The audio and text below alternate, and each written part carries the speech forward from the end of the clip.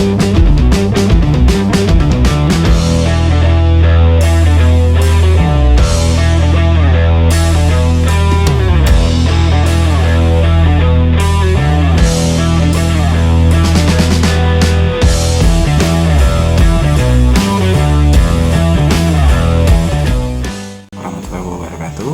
lagi sama saya.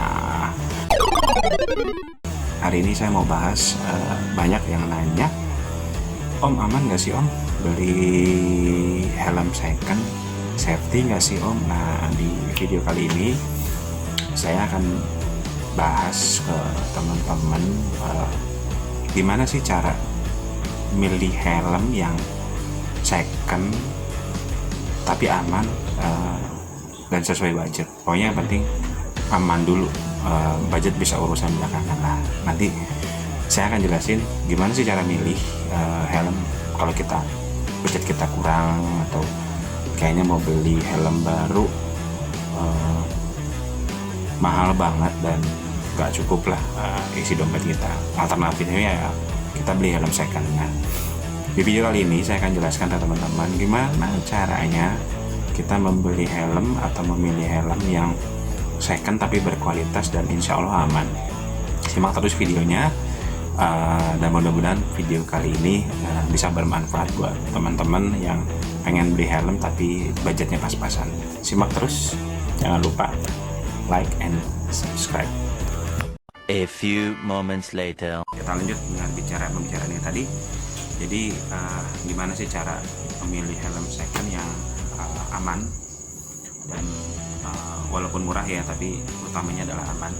Jadi trik yang pertama adalah, saya di sini ada beberapa helm contoh saya, karena kebetulan helm saya mayoritas adalah helm second, bukan helm baru. Karena memang helm second sangat menggoda, harganya bisa lebih dari setengah, di bawah setengahnya ya, atau 50% di bawah harga helm baru. Saya kasih contoh, ini adalah helm KYT DJ Maru, sorry sebutin merek, DJ Maru, apa-apa ya nyebutin merek walaupun saya nggak di endorse. Ini harga aslinya kalau baru itu kurang lebih sekitar 300-an atau 350-an ke atas ya. Ini saya beli hanya kurang lebih 120.000. Waktu saya beli kondisinya, karena ini warna aslinya adalah Flow ya, atau Florence, yaitu kayak rosy ya, kuning rosy. Nah, cuman karena sudah ini membuktikan bahwa helm ini sudah sering dipakai sama yang sebelumnya, jadi warnanya sudah mulai pudar. Pertama saya beli itu sudah pudar, dan kemudian kacanya, ini bukan kaca aslinya, kaca aslinya masih saya simpan. Kaca aslinya itu banyak baretnya ya, jadi baret divisornya itu parah. Jadi kalau buat ngelihat itu nggak enak sama sekali.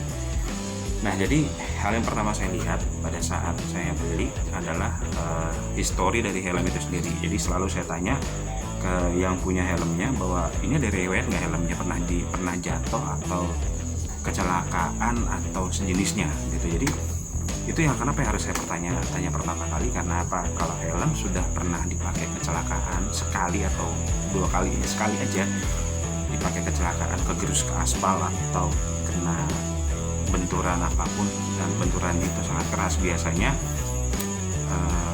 material yang ada di dalam helmnya itu akan terjadi kerusakan secara mikro, dan tidak menutup kemungkinan yang namanya helm second ya, bila terjadi jatuh lagi atau crash lagi itu bisa menyebabkan fatal, atau fatalnya itu bisa sampai retak atau bisa pecah ya, dan itu yang bisa beresiko ke kepala kita juga, karena tujuannya kita pakai helm kan untuk melindungi kepala. Tapi kalau perlindungan di kepala kita tidak aman sama sekali ya, itu akan merugikan kita juga. Jadi hal pertama yang saya selalu tanya saat saya membeli helm second itu adalah histori pernah kecelakaan atau enggak. Oke, kemudian yang kedua, biasanya saya selalu melihat kelengkapan dari helm itu, bukan kardus atau bukan, karena gini, saya beli bukan untuk dijual, walaupun ada beberapa helm saya yang kejual, karena kebetulan hampir semua helm saya rawat, dan alhamdulillah bersih dan tidak pernah bau ya, alhamdulillah. Kayak beberapa teman kantor ataupun ada beberapa orang yang main ke tempat saya ngelihat dan akhirnya jadinya beli gitu ya kan, walaupun saya nggak niat jual sebenarnya, tapi akhirnya ya udahlah, emang lagi butuh duit juga gitu. jadi yang tadi saya info bahwa kelengkapan bukan dus atau bukan sarung ya. Kalau dapat dus atau sarung sih alhamdulillah gitu ya, jadi kayak beli baru. Tapi jarang saya beli helm dapat dus atau dapat sarung, biasanya cuma sarung aja ataupun biasanya cuma helm aja. Jadi yang pertama, yang kedua yang saya lihat adalah kelengkapan helmnya.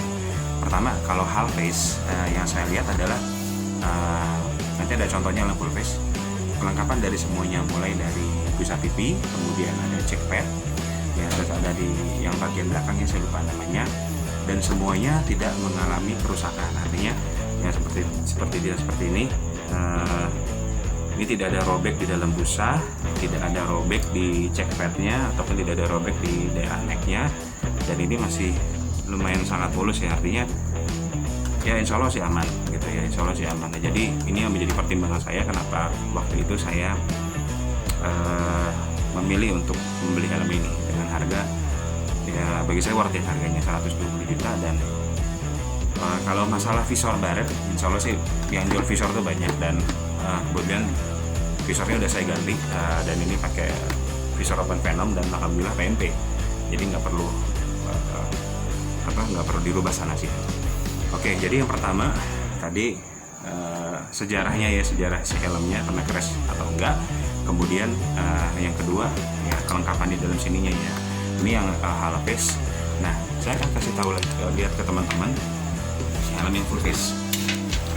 Nah, ini helm full face. Mungkin ada beberapa teman-teman tahu ini adalah helm. Saya bukan pencinta KYT, tapi kebetulan hampir semua helm saya brandnya KYT. Ini kurang lebih Open Venom, kurang lebih kalau nggak salah produksinya tahun 2013. Dan ketika saya beli pun saya sama seperti yang di DJ Maru tadi, yang saya lihat adalah pertama ada bekas crash atau tidak, dan alhamdulillah semua helm yang saya beli seperti ini, tidak ada tanda-tanda crash, tidak ada tanda-tanda bekas jatuh, dan busa yang ada di dalam sini semuanya tidak ada yang robek atau tidak ada yang berudul ya. Dan ini saya anggap walaupun helm ini sudah mulai berumur, artinya hampir, kalau ini helm diproduksi tahun 2013 berarti kurang lebih ini tahun 2021, berarti umur helm ini kurang lebih hampir 10 tahun atau sudah mulai masuk ke tahun ke-8. Dan sebetulnya tahun ke-8 itu buat helm ya bisa dibilang helm itu sudah usang atau sudah usur. Tapi buat saya, karena ini helm bukan untuk balap dan helm ini hanya untuk harian, dan saya pun pakai motor bukan motor yang kencang, yang harinya paling nggak jauh dari 100, itu pun jadi jarang saya lari sampai 100 km per jam. Jadi motor pelan 80 km per jam, saya cuma pakai Supra X125. Dan tadi ya, jadi ini benar-benar buat saya, kenapa saya jadi beli helm ini walaupun sudah berumur. Jadi di dalam ini masih sangat bagus, tidak ada yang robek, tidak ada yang berudul. Oke, selanjutnya tadi pertama histori dari helm itu sendiri, pernah jatuh atau tidak, atau pernah dipakai kesalahan atau tidak. Kemudian di dalamnya kita lihat ada berudul atau enggak di busanya, kemudian di talinya kita lihat ada karat atau tidak. Kalau misalnya karatnya terlalu banyak atau berlebihan ada karat, apalagi sampai ada tali yang terlepas, saya anggap jangan pernah dibeli. Walaupun helmnya bagus ya, walaupun helmnya bagus, brandnya bagus, tapi kalau udah ada cacat di bagian dalam sini, walaupun luarnya bagus, mulus, saya langsung tidak akan jadi membeli pada saat itu juga ya. Jadi pastikan ini semua bagus ya. Jadi itu. Kemudian selanjutnya yang harus teman-teman perhatikan adalah tanya sama penjualnya helm ini dibeli tahun berapa gitu. Jadi kenapa kita harus tahu produksinya tahun berapa? Karena kita harus tahu umur helm ini sudah berapa lama. Saya ambil contoh di sini ya. Nah, di dalam Open Venom ini, jadi teman-teman biasanya ada beberapa brand yang tidak mencantumkan di dalam sini, tapi ada biasanya kalau ada beberapa brand helm itu teman-teman harus buka check padnya, teman-teman baru bisa lihat di dalamnya itu ada kode produksi seperti Arai, Shoei, kemudian saya kalau nggak salah Xiaomi itu juga ada di dalam EPS-nya, busa EPS yang ada di dalam, jadi busa EPS yang warna-warna putih itu di dalam. Nah, biasanya itu akan tercantum kode produksinya tahun berapa, dan itu harus teman-teman tahu. Kenapa harus tahu?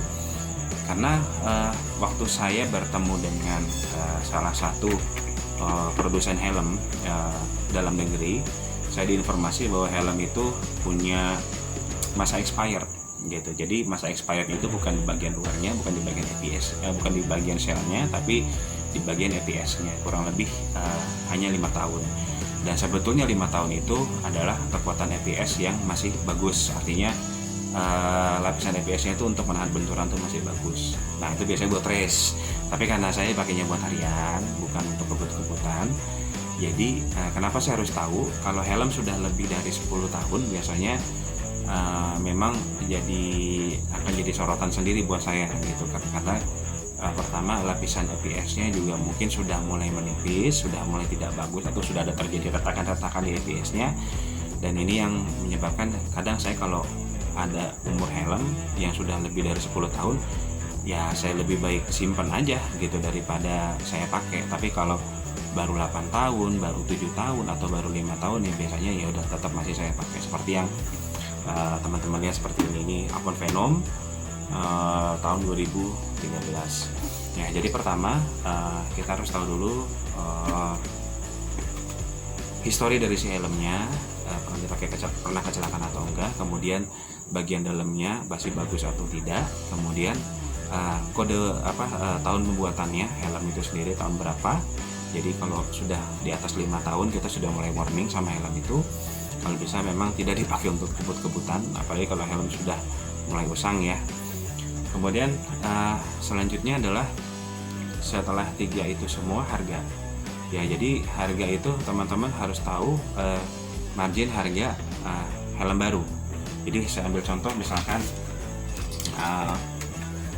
helm yang sempat pernah viral pada masanya itu KYT Vendetta seperti ini.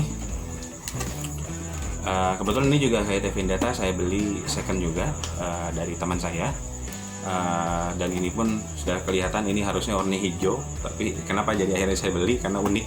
Jadi hijaunya harus seperti ini ya, hijaunya seperti ini, tapi karena mungkin sudah dipakai lama akhirnya jadi luntur. Jadi lunturannya ini lunturan unik menurut saya. Birunya tuh biru menarik.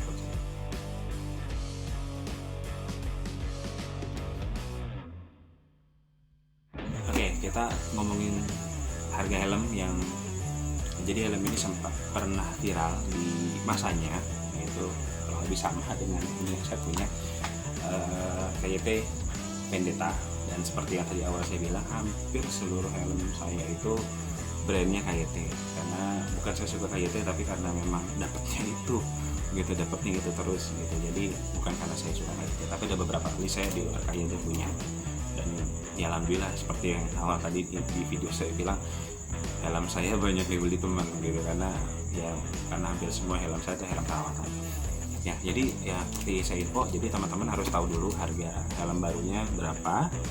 Ini trik aja kalau teman-teman mau beli helm second. Teman-teman harus tahu dulu harga barunya berapa. Kemudian ketika ada yang menawarkan helm second, nah teman-teman lihat kalau harganya hanya, apalagi helm yang sudah di atas 5 tahun ya, di atas 5 tahun, di atas 6 tahun, dan teman-teman masih dihargain dengan harga yang bagi saya tuh tidak masuk akal ya. Saya ambil contoh misalkan ini Vendetta tahun 2000, kalau saya nggak salah 2016 ya, waktu itu saya di Bandung, waktu ditawarin tuh harganya kurang lebih 750 kalau nggak salah ya, dan itu masih belum pakai flat visor seperti ini, jadi masih visornya masih atau kacanya masih cembung. Itu kisaran harganya 750.